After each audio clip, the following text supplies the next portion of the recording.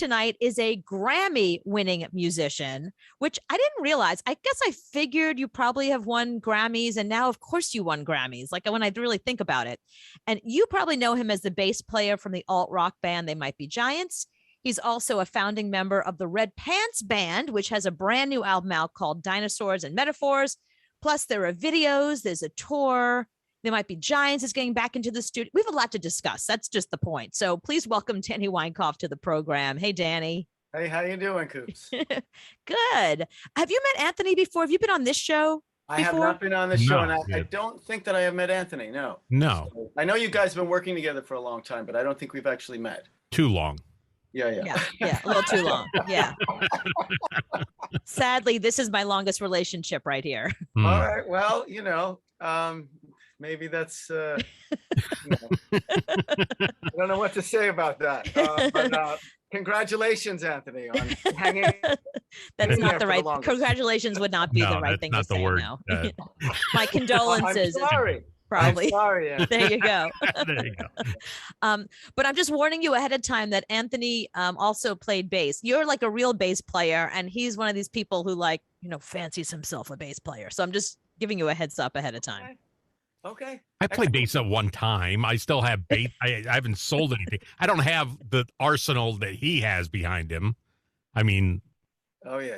Well, because he's a real musician. You're just a guy on the radio.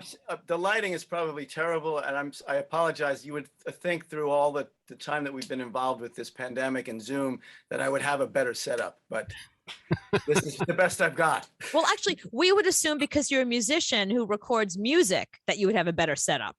Right. Well, my music recording stuff is fine. It's the video stuff. I see. Okay. Yeah. Okay. Yeah. Well, we could see you and hear you, and that's all that matters. Okay. Excellent. So let's talk about the Red Pants Band. So so let me clarify. When I release the music, aside from They Might Be Giants, I do children's music for family and kids, which actually started by working with They Might Be Giants, because at one point They Might Be Giants started making children's music and actually was signed to Disney Records, and we did music for a number of their television shows, like Mickey's Playhouse and the Hot Dog theme song, and Higglytown Heroes, which was a series for Disney, etc. So I was working on children's music as a member of They Might Be Giants, and then sort of branched out on my own. But I released that music under my own name, which is Danny Weinkauf. The Red Pants Band is the band that I put together when I play live shows with my children's music. We all wear red pants, and we do it that way. So, yeah. So if somebody looks for Red Pants Band on YouTube or Spotify or something, it's not there. It's under my name. Oh, good to know. Okay, now I understand, because I thought it was music you were doing with the Red Pants Band, but you're doing your own music, and then I write all the songs. Got it. With the exception of usually one song on an album. There's a really excellent singer, bass player, keyboardist that works with us named Tina Kenny Jones. She'll write one of the songs and sing it and that sort of thing. And she sings probably half the songs. She's got like a phenomenal voice, and I've got a very okay voice. And that's being flattering to me. So when I write songs, melodies that I can't sing, I give them to her, and she can just belt them out, and she's phenomenal. So she's a total asset to the band, and for me as a songwriter, just as a way for me to, I can write songs that I would never be able to execute as a singer. So it's a great thing. Yeah. See, Anthony, that's called appreciation. She's a total asset. So remember those words right there. Danny just said it about the woman he works with. You're a total ass hat. So yeah, he's an asset. You're an ass hat. Close enough. I guess I'll take it. So let's talk about the Dinosaurs and Metaphors, and because this just came out. Well, the Dinosaurs and Metaphors. Okay, Dinosaurs and Metaphors came out at the beginning of the pandemic in April, sort of not quite the beginning, just after I personally and my wife and daughter got COVID, which was in March of, I guess, 2019 when it all started. Oh, no. I think you're frozen. That may be me. Yeah, Can you still hear me? We got you back. You're good. Great. Okay. So yeah, that album came out in April of, what year are we in now? 2020. That Oh, came so out in April what's the 2020. new album then? What's the name of the new one? The new album is called Words. It came out August 20th of this year of 2021. It's Oh, I'm called sorry. I Words. thought Words was the single. Oh, I Words is understand. a single. Yes, it's confusing. Words is a single, but it is a single from the next record, which is called Words. Got That it. album came out just a couple of weeks ago, August 20th. And the entire album is word themed. It's the first time I'm doing a themed record. So there's hyperbole song, there's alliteration song, there's silent letters and nouns and et cetera. You get the idea. So yeah, I'm also a licensed physical therapist. So I was on tour with They Might Be Giants for about a week, which was supposed to be the start of about a year-long tour. And when COVID hit, and we got sent home and then told to wait a few days and then told to wait a couple of weeks. And it ultimately everything was canceled, obviously. And so I was out of work and I got a call from a friend of mine, a woman who has 5 children who needed to homeschool them all of a sudden. Wow. And she was a practicing physical therapist in a school district near my home. And so she called me up and asked me if I could cover for her for an entire year while she took a sabbatical. Wow. So this past year, I've been a pediatric physical therapist in a school system. That must be so weird for like the parents who know you as a musician. That It's weird. It's a little weird for me, but it actually is a really nice balance. Whereas, you know, being a musician can be very self-directed. I feel incredibly selfish, especially when I'm on tour and my family's at home. I have 2 children, my wife and my kids. And so there are times where I feel a little bit guilty actually about being away from home for long stretches, that sort of thing. And being a physical therapist is like completely the opposite. It's not about me at all. You know, every session is about the child that I'm working with and trying to help improve their function and everything. And it really, it's a very grounding sort of balance to be doing both. Because I still was recording during the pandemic. I recorded this last record, this Words record, and I was still working with They Might Be Giants, and that, you know, mostly virtually, but I still was a musician. But there was quite a balance. right. So anyway, no, I appreciate what you do as a physical therapist because my dog is a therapy animal, and he and I mean, before COVID, obviously, we're visiting at hospital for joint disease, and we worked specifically with kids on the children's ward. And what I thought was really interesting, I work with a lot of the physical therapists, and they would have us come in and the dog would actually work with the kids, especially the ones that were like afraid to use some of the big equipment. And I don't know what they had at your place, but that was terrific. They didn't have anything at my place. I worked in the hallway. Oh my God, that's crazy. Because it was COVID, all of the classrooms, the gymnasiums were turned into classrooms. Everything had to be so spaced apart, and you know, glass walls put up around the desks, et cetera, all the dividers. Every inch of space was taken up. So I actually was relegated to the hallway. And whatever I did use with the children had to be cleaned every session. Right, of course. So I tried to keep it to a minimal amount of equipment. But the dog thing sounds amazing. I mean, yeah, no, they were really people in that industry, your industry, and that part of your industry are incredibly creative when it comes to ways to do physical therapy, especially with children. And they use the dog quite a bit, whether it was, kids that had some sort of like brain damage of some kind, or like an accident or whatever, that were like relearning words.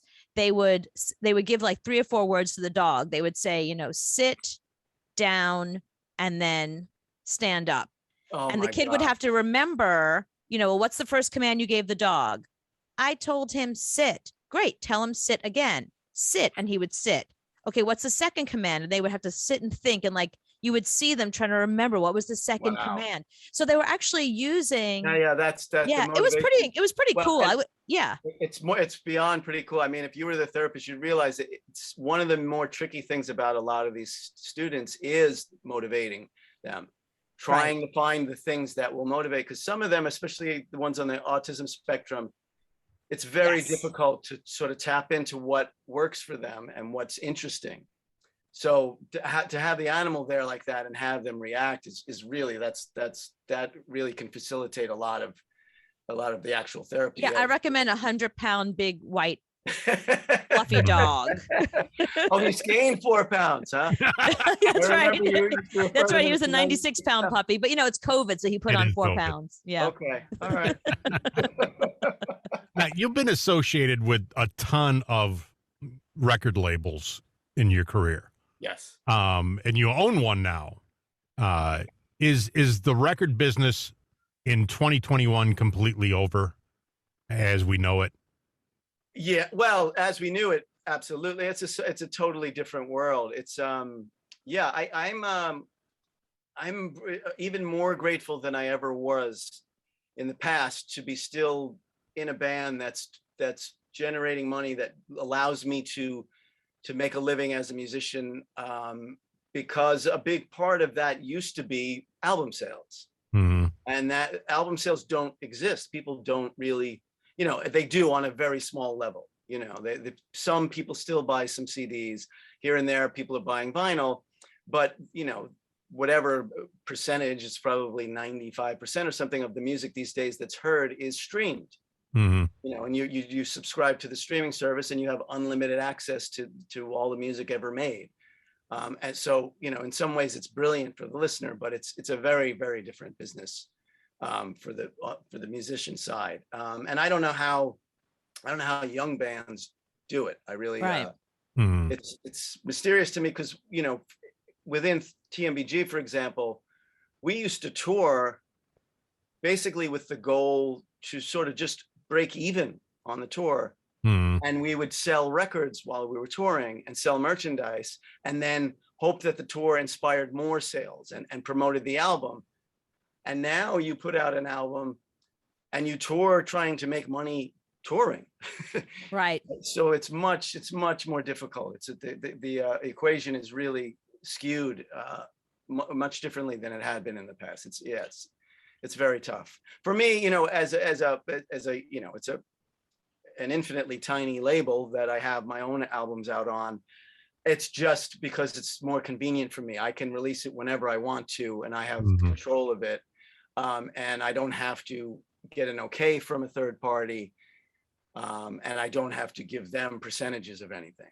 Right. So, I've been around long enough that I know the people at the radio stations that I want to be in contact with. I know the promoters. I know I can contact them directly. I don't really need the level that I'm doing my children's music. I don't really need that much outside help. So that's why I was able to have my own label. So you actually call radio yourself? Yeah. I know the programming directors them directly, or I'll just email them. I've been on stations in Sydney, Australia, for example. There's a great children's radio station down there called Kinderling. Dave Stevens is the program director. I'll email him directly, say, hey, Dave, I've got a new record. Here it is. He'll listen and tell me what he thinks about it. And like the Words album, for example, I just sent it to him a couple of days ago, and they have a thing they call the high five of the week, which is their pick of the week, and they feature that album. So in October, it's going to be one of their featured albums and that sort of thing. Wow, congratulations. That's great. Yeah, no, it's terrific. And I'm grateful to people like him and the fact that I was able to meet him and play at his station because I was on tour with They Might Be Giants in Australia. So, it all works together, and, I try to keep as many plates spinning as I can. Much like you, Coops. Yeah, no, you're busier than I am. I mean, No. I was catching up online today before I wanted to talk to you again, because we've talked and we've been friends for long time. Yeah, very long time. But I didn't know you were on your 7th book. Yep. That blows my mind. That is really, really. I mean, aside from getting your PhD and all the radio and television and everything else you've done, that's really commendable and thank you. That's really kind of you to say. Thank you very much. I appreciate it. I'm jealous. I feel like a slacker. I mean, we went to the same high school. I know. I need to get in gear here. You know what's so weird though? If you think about it, it was a pretty small high school, and there've been a lot of really successful people, but big time successful people who have done big time things. I wonder what's up with that. I wonder why there's so much incredible creativity and people that are so, not just people that are working, people that are truly successful that, I only do that for a living. I don't have a second job. you know, I mean, I know that you enjoy the physical therapy stuff, but really music is your main gig. Absolutely. Sure. And you know, and you and I both know several other of our friends and people we both know that also are working musicians or producers or, you know, that kind of thing. Yeah. What do you make of that? Like, why do you think that so many people came from this tiny, tiny little town? I know, you know, I have thought about it. I've had people ask me the same question, actually. And it's usually somebody that falls in that category, you know. Right. You know, a mutual friend of ours, Suzanne Luna. Yep. She's now won like 6 Emmy Awards and numerous other, you know, accolades. And she's a field producer for Ellen DeGeneres and a director and has done numerous, you know, she's worked for lots of people in Hollywood. I think she said the same kind of thing. Like, what, you know, what do you think? I don't know, because you know, I wonder if like somebody from another town near us, if they have as many too over the years, if it just accumulates, you know, like maybe it seems like more than it is. No, they're losers everywhere else. It's just us. They didn't have that drive. You know, they didn't have the drive. There's something about. You know, I knew Steve Buscemi when I was a kid. He lived in Valley Stream. I'm sure he's not the only guy from Valley Stream. He's the only guy from Valley Stream, and he wanted to live in Limbrook, but you know, his parents wouldn't let him move. Yeah, so yeah, I don't know. Maybe there's something in the water here that's makes people want to be creative. I don't know. Or, you know, the other part of it is that the creative people could have been the ones that knew each other growing up. Right. So we're aware of each other. Right. Doing it. Yeah, we're very much aware of each other because those were the people we hung out with back in the day. And I wonder how much of it's generational, because when I think of, like, I get asked all the time by like young kids just getting out of college, like, how do you do it? And it's like, I can't answer that question, because I came up in radio at a time when for you, it's the answer is perseverance. Man, you just kept going. Honestly. No, but there was opportunity. Those opportunities don't exist anymore, because you get people like Anthony and I who are syndicated, and you know, we take up a lot of bandwidth that normally would have been space for somebody else or 20 somebody else's, you know, and it's just it's not the same. It's not how it used to be. Screw them. That's our attitude. Screw them. Yeah, but then there's the other side of it is there's this whole other world of people being recognized and finding like really fast wealth within the social media and TikTok world and Instagram world and these influencers and things it's a whole new world. Right. That's true. You know, and some of them are incredibly creative. And hardworking, and you know, and it's, you know, I'm sort of out of touch with it. You know, I keep people that I talk to are like, oh, you need to get into this and you need to get into that, and I guess I have to, or I'm gonna, you know, I'll age myself out. But yeah, there's a whole, I think because of digital technology, there's a whole new thing sprouting up that's very, very, as you know, Anthony was asking before about the record business. Lots of businesses are changing in that way. You know, celebrity is changing in that way. You know, so yeah. So maybe even more opportunity, not less. Yeah, well, there may be more. It's just it's completely different. Though. It might not be like, it may not be for them to get a radio show like you have, but it may be for them to, I don't know, be a makeup expert on TikTok. I don't even know. I'm just taking a guess. No, that's a thing. That's a category. Yeah. So yeah. Who knows? Yeah, but that takes creativity too, and you know, and you have to work at it. You know, so. Right. So do you still play every day, since we're looking at all your? Oh yeah, absolutely. Yes, yeah. It's you know, I'm not a religious person, so I would say that I'm a very dedicated, as if I were like an Orthodox religious person. I'm dedicated to music in that way. Wow. It's a thing that sort of makes me feel the happiest and like life has meaning other than my family. I would say, I mean, there's nothing like you know, your spouse or your kids or something, but other than that, music seems to be the thing that really, it just drives me. I you know, and because I have a studio in my home, I have access to it all the time. So I'm always playing. You know, I spent all day today. My son Kai actually sings on the new album. He's 22 years old now. What? Yeah, I know.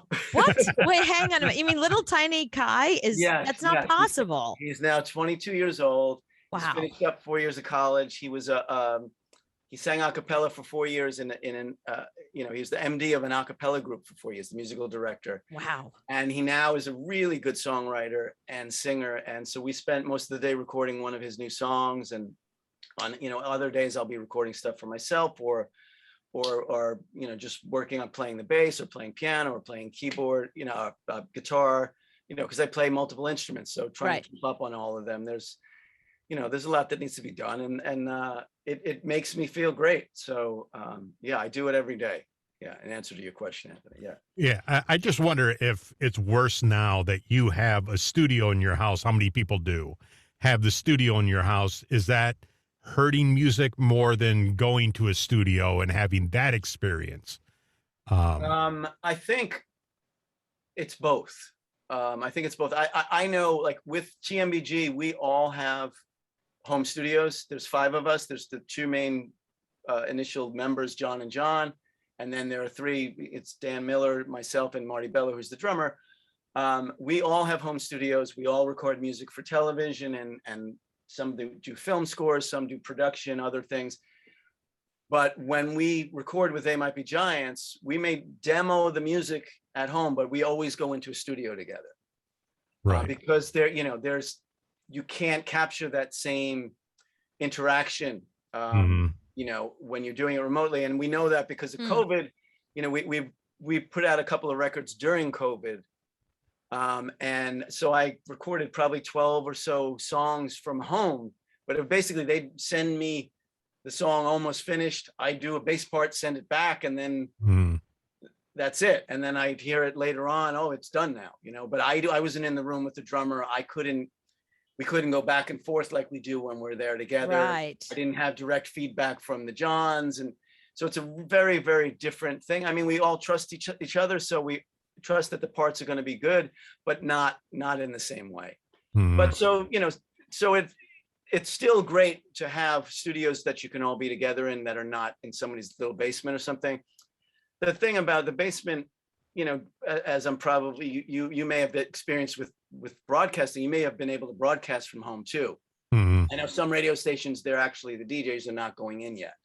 Right. Well, yeah, we're both at our respective homes right now. Oh, okay. So there you go. Yeah. So there's that. And I mean, back in the day when you had to go to a studio, it was costly. It was the average person, you could, you would save up money to get 2 days and make the most of those 2 days, and get everybody, rehearse the songs above and really make the most of the time. And now you can, at your leisure, like try things out. And it's a tremendous advantage from years ago, but it does make things cold and distant. Right. Of course. So how is it? So if that's the case, how did you, because one of the videos for Words, you were saying that has like a really nice story attached to it. You got 25 animators from 6 different countries. So how did you make that happen then? Okay. So I had written the album Words. The title track is called Words, and it's just about basically using words in a positive way. There's so much that's going on in the world and the media. There's so much, so many things that I wish my kids would not have to hear, and that they can't come here. So I just wanted to put out a message basically saying that words can be comforting, words can be inspiring, et cetera, et cetera. I made the video, and then, again, like, it's COVID and things are crazy. So I thought, well, I can't really afford to pay top dollar to get a video made. Let me just contact some people that I know and see if there are students that are not really working so much because of COVID, whatever, that want to work on a project, that might want to do it for a reduced rate, whatever the case is. And I reached out to a friend of mine who had done some videos for me in the past and had done work for Sesame Street. When I wrote for Sesame Street, he did the videos for that as well. So this guy, Eric Kriedler from EG is the name of the company. I reached out to him. He said, well, let me see what I can do. And he lives in Minneapolis, and he had another friend in Minneapolis. He said, okay, this guy, what is his name? Mike Owens. He knows some other people. Give me a couple of days. So I wait a couple of days. He's like, Mike's got like 15 or 16 people already, and he's still asking around. Oh my God. And I said, oh, wow, this is great. Yeah. And so what that turned into was 25 animators. Oh my as you just Lord. said, Wow. some of them in Holland, some in Barbados, some in India, some in the United States, all over the world. And so then now there's 25 people. So I can't pay 25 people their going rates, right? Right. So I thought, all right. It's great that these people are interested. What can we do? I love how you like, I can't pay one person. He's like, great, here's 25. Yeah. So, okay, I was like, oh, this is phenomenal. But now what are we going to do? So his idea was like, all right, I'll make a script that coincides with the lyrics, and we'll make shot numbers, and we'll ask if each group can do 1 or 2 shots, depending on how much time they have available and what they're up for. And then we'll make a donation to a charity in their name. That's brilliant. And all but a couple actually, I guess, just needed the money. So I sent them some money, but most of them did it for charity. So I wound up donating to about 23 different charities. And I don't know if I got to talk to you about it or not, but we did it through Discord. Have you used Discord before? Right. No, not yet. Discord, it's like one of these new apps like Zoom. It's a way for you to very easily set up meetings and set up sub meetings and subgroups where you can interact with people on your own timeline or interact, synchronously. I see. So they're like, all right, we're all gonna get everybody's name in Discord. We're gonna set up meetings, and they would set up these meetings, and it'd be 3 PM here. It would be 9 PM in Holland, and whatever time it was in India. And these people were like so generous, like, oh, I usually work in plasticine. What do? You do colored paper. What if I set up the shot with the plasticine and then you finished it with the colored paper and they were just so excited about working together and collaborating. And like the spirit of it was incredibly heartwarming. And it's not because it had anything to do with me. I think it was just because people wanted to be artistic and work together. And COVID had really limited that. So these people came together and they made this really charming, colorful, vibrant video. And the money went to charity. So I felt it was just a win-win in every way. Yeah, it was really fantastic. That is really amazing. That's really beautiful. Yeah. So so we did the words video, and then I have 2 other videos from the album that are for hyperbole and nouns, and then I'll have another one. Or nouns is coming, etymology is done. So there's trying to because getting back to me being a PT in the classrooms, walking into all these classrooms each day, and mostly like kindergarten-ish grade kids, first, second graders, young children in elementary school, all wearing their masks, socially distanced, etc. Often the teachers would use videos as learning tools, or maybe as a reward. After a lesson, they would play a video that, encouraged them to exercise or whatever it is, and they would love to do that. So I thought, like, all right, maybe I can. That's where the idea of words came up. Like, let me do something word themed. It relates to kids. For me, it's more exciting than like Johnny's Got a Blue Cup. Right. I mean, there's a level of children's music that's like preschool. That's fantastic for preschoolers, but I don't do that.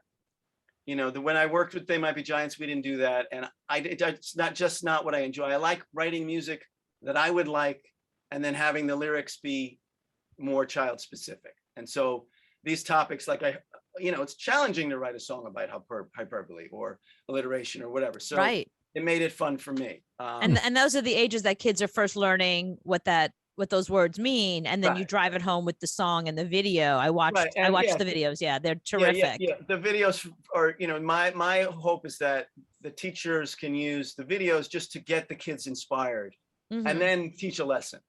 I don't expect to teach a kid the full topic in a 3-minute song. I try to cover it in there if I can, but I want it to just be an easy way to introduce it. Okay, You're the Schoolhouse Rock of 2021. Exactly. That's what I hope to do. Yeah. That is what it feels like. Yeah. And I'm going to learn about hyperbole. So I'm going to watch Yeah, that because video. Anthony doesn't know very much.